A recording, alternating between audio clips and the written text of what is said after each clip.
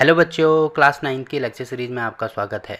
आज की इस वीडियो में हम प्रश्नावली 4.2 शुरू करेंगे। तो देखो आज का पहला क्वेश्चन क्या दिया है, निम्नलिखित विकल्पों में से कौन सा विकल्प सत्य है और क्यों। मतलब इसका रीज़न भी देना है कि ये जो विकल्प हमें दिए गए हैं इनमें कौन सा सही है और कौन सा सही नहीं है। अब देखो इक्वेशन यानी समीकरण तो हमें ये वाली दी है, तो सबसे पहले मैं समीकरण यहाँ पर लिख देता हूँ। यहाँ पर दिया है y बराबर 3x + 5, तो y की वैल्यू हमें इसके बराबर दी है।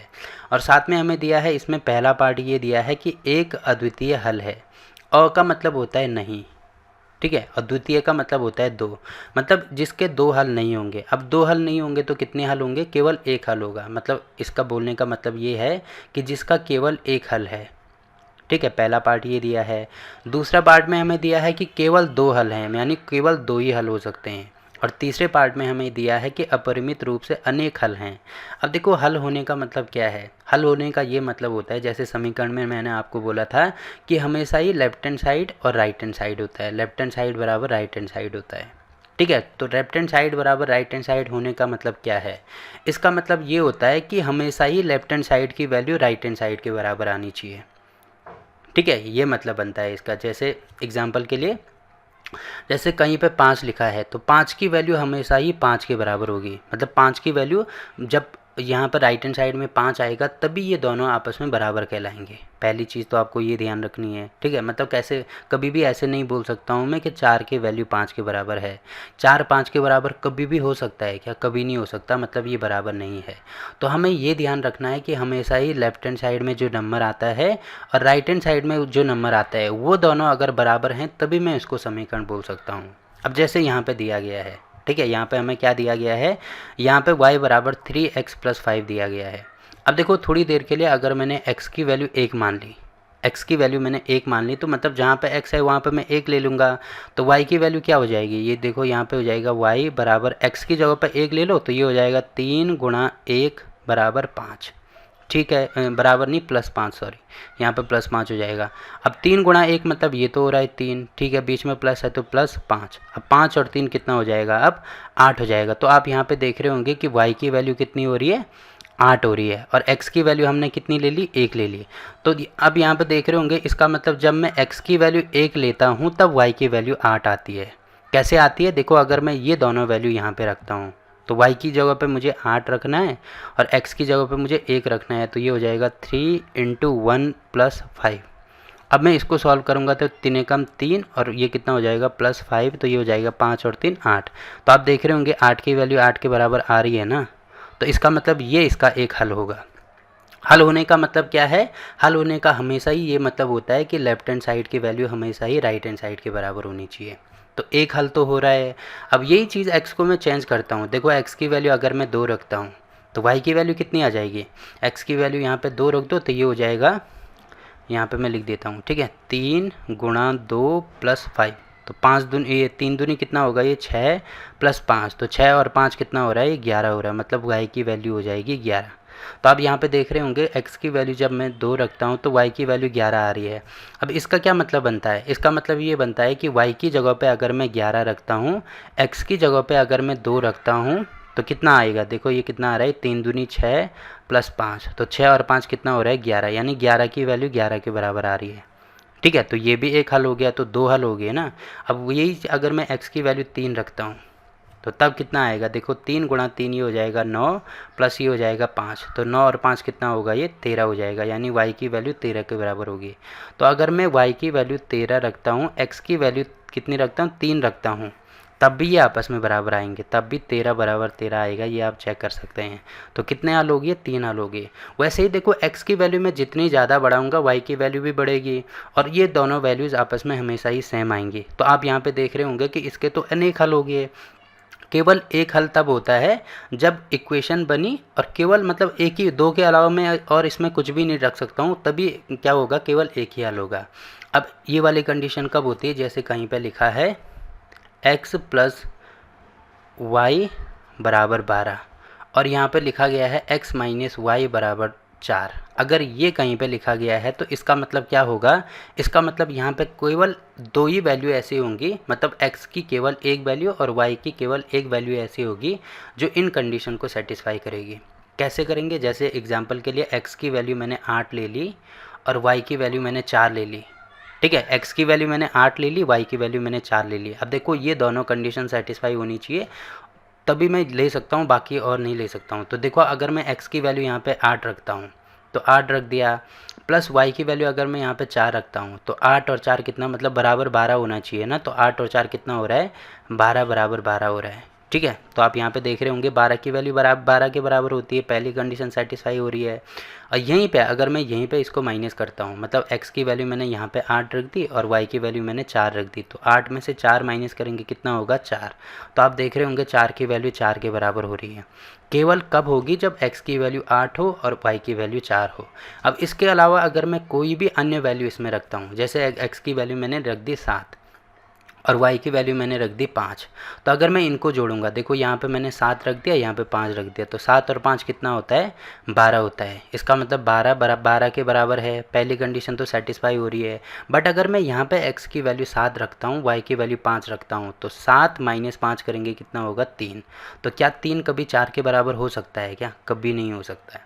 इसका मतलब ये है कि यहाँ पे केवल यही केस ऐसा आएगा कि जिसमें x की वैल्यू 8 हो और y की वैल्यू 4 हो, तभी ये दोनों कंडीशन सेटिस्फाई करेंगे, ठीक है। तो उस कंडीशन में हम कह सकते हैं कि एक अद्वितीय हल होगा, मतलब केवल एक ही हल ऐसा होगा जो ये वाली कंडीशन को सेटिस्फाई कर रहा है। बट यहाँ पे आप देख रहे होंगे कि बहुत सारी कंडीशन आ रही हैं। यहाँ पे मैं x की वैल्यू कुछ भी रख सकता हूँ, तब y की वैल्यू भी कुछ, मतलब y की वैल्यू आ जाएगी। तो इसका मतलब ये अपरिमित रूप से अनेक हल हैं। अब देखो शुरू में इसको समझने में दिक्कत हो सकती है, बट धीरे धीरे जैसे जैसे आप प्रैक्टिस करते जाएंगे ना, वैसे ये चीज़ें आपके समझ में आती जाएंगी, ठीक है। तो पहला क्वेश्चन यहाँ पे देखो कंप्लीट होता है। तो इसका मतलब अद्वितीय रूप से अनेक हल हैं। इसका रीज़न क्या लिखेंगे, सबसे पहले यहाँ पर लिखेंगे y की वैल्यू 3x + 5, उसके बाद x बराबर 1 रख दो, फिर y की वैल्यू निकल आएगी, ठीक है। फिर x बराबर 2 रख दो, मतलब जो चीज़ें मैंने यहाँ पर लिखी हैं, y की वैल्यू निकल आएगी। फिर x की वैल्यू 3 रख दो, फिर y की वैल्यू निकल आएगी। तो आप यहाँ पे देख रहे होंगे 3 मैंने सॉल्व करके दिखा दिए, तो लास्ट में लिख देंगे चूँकि x की वैल्यू कुछ भी रखी जा सकती है, ठीक है। क्योंकि इसमें लिख देना कि क्योंकि x के एक से अधिक हल आ रहे हैं, इसीलिए अपरिमित रूप से अनेक हल हो जाएंगे, ये लास्ट में लिख देना, ठीक। तो ये वाला क्वेश्चन तो यहाँ पे कंप्लीट होता है। वैसे ही देखो दूसरा क्वेश्चन हमें इसमें क्या दिया है, ये सारा पूरा मिट गया। तो दूसरा क्वेश्चन देखो हमें ये दिया है कि निम्नलिखित समीकरणों में से प्रत्येक समीकरण के 4 हल लिखिए। अब इनके हमें 4 हल लिखने हैं, तो कैसे लिखेंगे, देखो यहाँ पे दिया है 2x + y = 7। तो 4 हल लिखने के लिए पहले x की वैल्यू 1 मान लो, ठीक है, फिर x की वैल्यू 2 मान लो, फिर x की वैल्यू 3 मान लो, फिर x की वैल्यू 4 मान लो। देखो आप मानने के लिए कोई भी नंबर मान सकते हैं, क्योंकि 1 से नंबर शुरू होते हैं, तो आप 0 भी मान सकते हैं। तो मैं 1 2 3 4 ले रहा हूँ, आप कुछ भी ले सकते हैं। तो यहाँ पे x की वैल्यू 1 रखेंगे तो ये हो जाएगा 2 × 1 + y बराबर हो जाएगा 7। तो अब देखो ये हो जाएगा 2 + y = 7। अब y की वैल्यू निकालनी है, तो यहाँ पे +2 है ना, तो इधर आके माइनस हो जाएगा, मतलब y की वैल्यू हो जाएगी 7 - 2। तो 7 - 2 होने का मतलब क्या है, यहाँ पे y की वैल्यू हो जाएगी 5, ठीक है। तो x की वैल्यू हमने जब 1 रखी तो y की वैल्यू 5 के बराबर आ रहा है।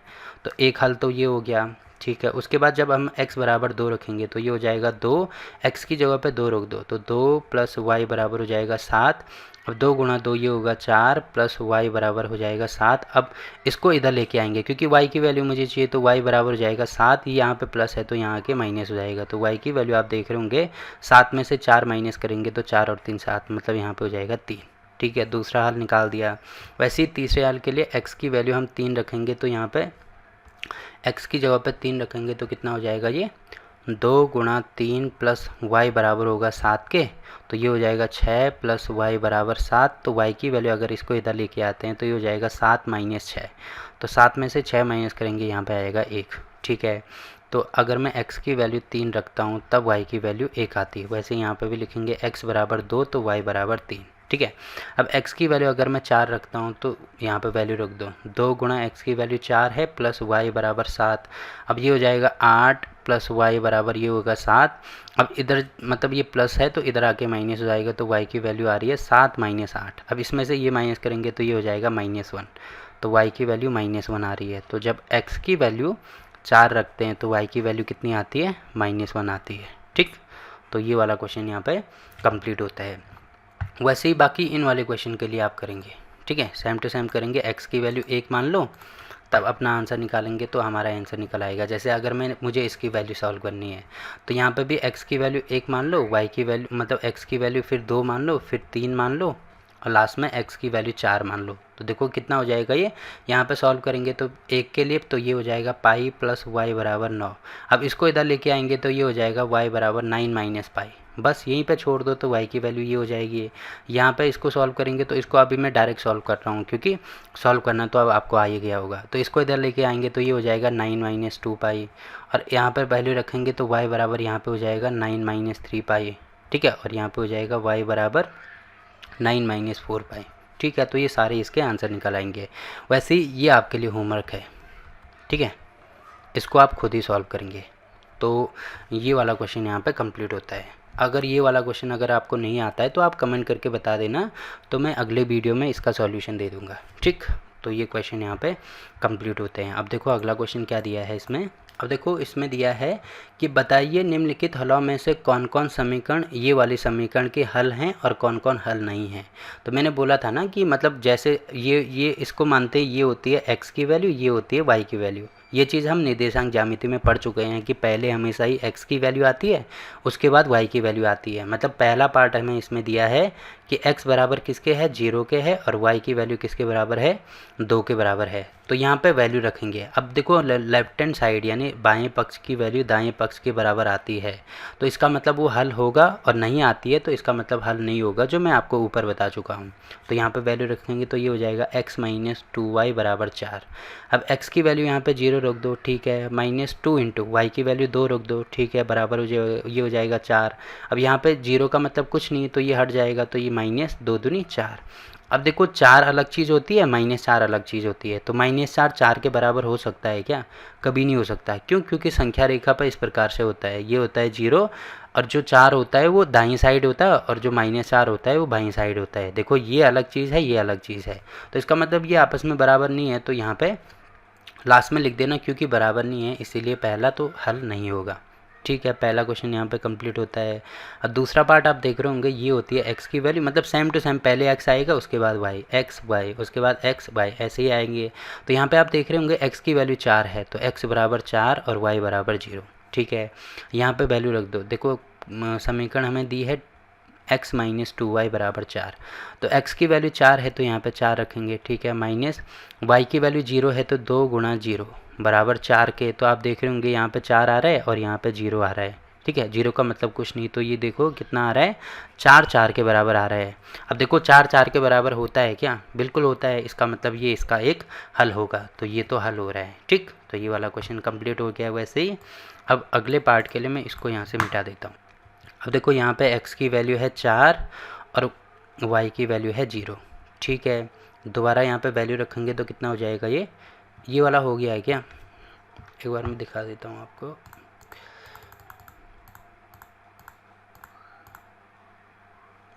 x बराबर 4 और 0, देखो ये तो कंप्लीट हो गया है, इसका मतलब ये वाला बचता है। ठीक है, ये वाला यहाँ पे मैं सॉल्व कर देता हूँ। ठीक है, तो यहाँ पे देखो x की वैल्यू हमें दी है √2 और y की वैल्यू हमें दी है 4√2। ठीक है, अब यहाँ पे क्वेश्चन हमें दी है x माइनस 2y बराबर 4 के है तो x की वैल्यू है √2। ठीक है, माइनस 2 इंटू वाई की वैल्यू है 4√2, तो ये हो जाएगा 4√2 बराबर 4 के। तो यहाँ पे ये हो जाएगा √2 माइनस ये हो जाएगा 4 गुणा 2, तो ये हो जाएगा 8√2 बराबर यहाँ पे हो जाएगा 4। अब देखो ये कभी भी इसके बराबर आ सकता है क्या? नहीं आ सकता है। ठीक है, तो इसका मतलब यहाँ पे हम लिख देना कि चूंकि ये आपस में बराबर नहीं है, अब बराबर नहीं है इसीलिए ये इसका एक हल नहीं होगा। ठीक, तो ये वाला क्वेश्चन भी यहाँ पे कंप्लीट होता है। अगर आप इसमें फिर भी कन्फ्यूज़न है तो यहाँ पे √2 की वैल्यू होती है 1.432 1.414 होती है इसकी वैल्यू। तो यहाँ पे भी हो जाएगा इंटू में 1.414। अब इसको गुणा करेंगे तो देखो ये इतना आ रहा है, ये इतना आ रहा है, तो सॉल्व करके देखना कभी भी 4 के बराबर नहीं आएगा, तो ऑब्वियसली बात है हल नहीं होने वाला। ठीक, तो ये वाला क्वेश्चन यहाँ पे कंप्लीट होता है। वैसे ही लास्ट वाला आप करेंगे, यहाँ पे 1 रख दो, y की वैल्यू भी 1, क्योंकि दोनों 1 1 है ना, तो 1 1 रखेंगे तो ये हो जाएगा 1 माइनस 1 गुणा 1, 2 गुणा 1, तो 2 होगा, तो यहाँ पे बराबर में 4, तो इसको माइनस करेंगे तो ये -1 आ रहा है, ये 4 आ रहा है। तो देखो -1 4 के बराबर नहीं होता है, इसका मतलब ये भी हल नहीं होगा। तो केवल हल कौन सा हो रहा था? ये वाला हल हो रहा था, और ये 2 वाला हो रहा था कि कौन सा वाला हो रहा था, 02 और 20 40। देखो कौन कौन से हमने सॉल्व किए हैं इसमें देख लेना, कंफ्यूज हो गया मैं, ठीक है। देखो ये वाला तो हमने सॉल्व कर लिया है। उसके बाद ये वाला अगर मैं सॉल्व करता हूँ, यहाँ पे आप देख रहे होंगे कि ये वाला शायद हमने सॉल्व नहीं किया है, तो x की वैल्यू यहाँ पे 2 रख देंगे और y की वैल्यू कितना रखेंगे, 0 रखेंगे। तो ये देखो 2 आ रहा है और ये 4 आ रहा है, तो 2 की वैल्यू 4 के बराबर नहीं आती है, इसका मतलब ये भी हल नहीं होगा। केवल ये वाला हल हो रहा है, बाकी कोई भी हल नहीं हो रहा, ना तो ये हो रहा है, ना ये हो रहा है, ना ये हो रहा है, ठीक है। केवल तीसरा पार्ट होगा इसमें, जो कि मैंने यहाँ पे आपको बताया है। तो ये पूरा क्वेश्चन यहाँ पे कंप्लीट होता है। अब देखो लास्ट क्वेश्चन इसमें हमें क्या दिया है, लास्ट क्वेश्चन देखो हमें ये दिया है कि k की वैल्यू निकालनी है, जबकि x और y की वैल्यू हमें दी है और साथ में समीकरण भी दी है। तो ये तो बड़ा आसान है, तो x की वैल्यू रख दो, y की वैल्यू रख दो। देखो यहाँ पे हमें दिया है x बराबर 2 और y बराबर 1, तो यहाँ पे वैल्यू रखेंगे, ये है 2x प्लस 3y बराबर k। तो 2 इंटू एक्स की वैल्यू 2 प्लस 3 इंटू वाई की वैल्यू 1 है बराबर के। अब ये हो जाएगा 2 दूनी 4 प्लस 3 एकम 3 बराबर ये हो जाएगा के। तो 4 और 3 7 बराबर होगा के। तो के की वैल्यू आप देख रहे होंगे किसके बराबर आ रही है, 7 के बराबर आ रही है, ठीक है। तो ये वाला क्वेश्चन यहाँ पे कंप्लीट होता है। और क्लास 9 के सभी चैप्टर की वीडियो आपको नीचे डिस्क्रिप्शन में मिल जाएगी, तो वहाँ पे जाके आप किसी भी चैप्टर की कोई सी भी वीडियो देख सकते हैं। तो वीडियो अच्छा लगा तो वीडियो को लाइक कीजिए, शेयर कीजिए अपने दोस्तों के साथ और चैनल को सब्सक्राइब करना ना भूलें। तो मिलते हैं आपसे एक और नई वीडियो में, तब तक के लिए बाय बाय।